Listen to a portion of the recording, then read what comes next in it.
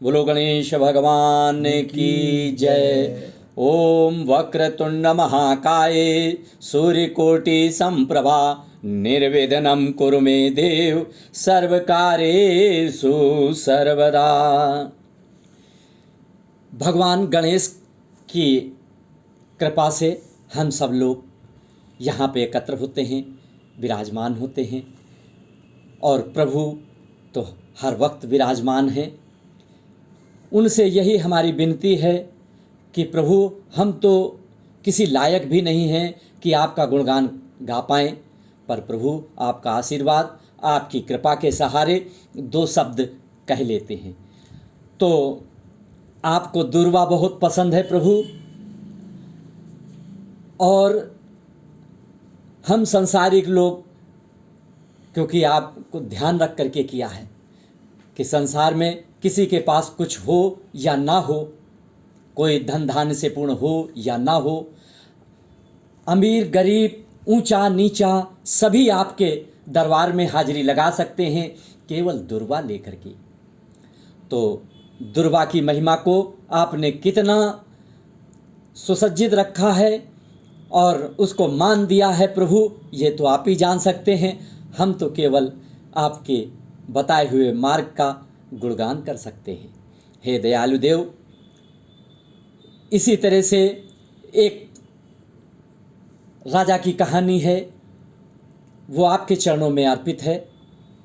जाम्ब देश का एक देश था, उसमें एक राजा सुलभ नाम का राजा रहता था। सुलभ बहुत था तो क्षत्रिय, मगर बहुत ही धर्मनिष्ठ था और अपनी पूजा पाठ और प्रजा के प्रति इतना हितैषी था।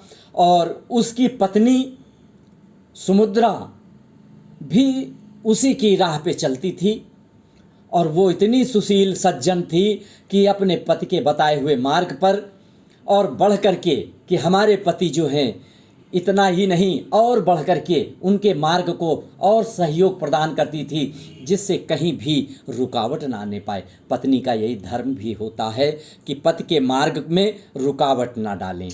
धर्म के क्षेत्र में या कोई भी कर्म के क्षेत्र में पति का सहयोग देना पत्नी का कर्तव्य होता है। तो सुमुद्रा जो है अपनी पति का सहयोग कर रही थी और उसी के कंधे से कंधा मिला करके सांसारिक राजपाट चल रहा था। सब जनता प्रसन्न थी, प्रजा संतुष्ट थी, कोई दुखी नहीं था।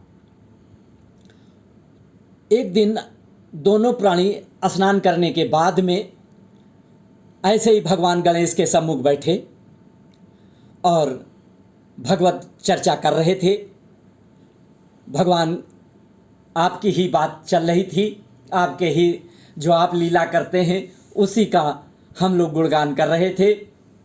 उसी समय एक मधुसूदन नाम का ब्राह्मण आया, और जब मधुसूदन नाम का ब्राह्मण आया तो थोड़ा सा भिक्षा के उससे आया कि राजा के दरबार में चल रहे हैं, इनका बड़ा मान सम्मान है और इनके यहाँ आज भोजन आज का तो मिलेगा मिलेगा, और कुछ दिनों के लिए इतना दे देंगे कि हमको महीनों बैठ करके खाने के लिए कोई दिक्कत नहीं होगी। अब बड़ा वो गणेश जी का बहुत बड़ा पुजारी था, हमेशा उसके मन में भगवान गणेश का अंदर ही अंदर जाप चलता था।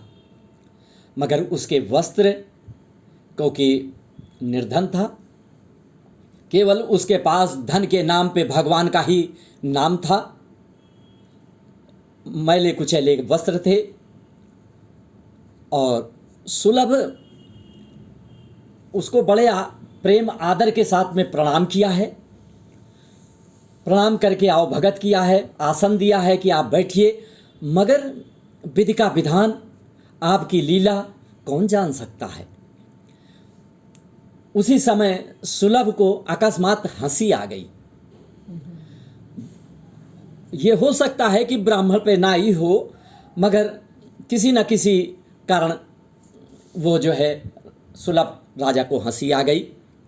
बस ब्राह्मण का फिर क्या कहना, ब्राह्मण तो मान का ही भूखा होता है और उसने इतना उसके क्रोध आ गया, जबकि वो क्रोध से बचता था, मगर अपमान नहीं सह पाया और राजा से कहने लगा कि राजा, तुम बड़े दानी वीर बनते हो, दान करने वाले बनते हो और एक ब्राह्मण पे हंसते हो।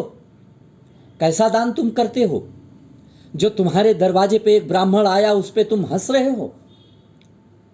और मैं तुमको श्राप देता हूं कि तुम बैल बन जाओ, वृषभ बन जाओ और रात दिन मेहनत से जोते जाओ।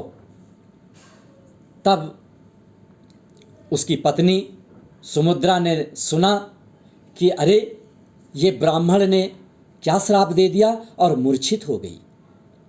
और जैसे ही मूर्छित हुई और तुरंत ही होश में भी आ गई और सोचने लगी कि ये कैसे ब्राह्मण हैं कि जो है कोई बात समझे भी नहीं, और बिना बात के ही अगर हंसी आ गई थी तो उसके पीछे कारण तो पूछ लेते। श्राप देने की क्या आवश्यकता पड़ती थी? हे ब्राह्मण, तुमने बिना सोचे समझे हमारे पति को श्राप दे दिया है। मैं भी एक पतिव्रता नारी हूँ, तुमको श्राप देती हूँ कि जाओ तुम विष्टा को खाने वाले गधे बन जाओ, वजन ढोने वाले हो जाओ, तुमसे भी रात दिन काम लिया जाए।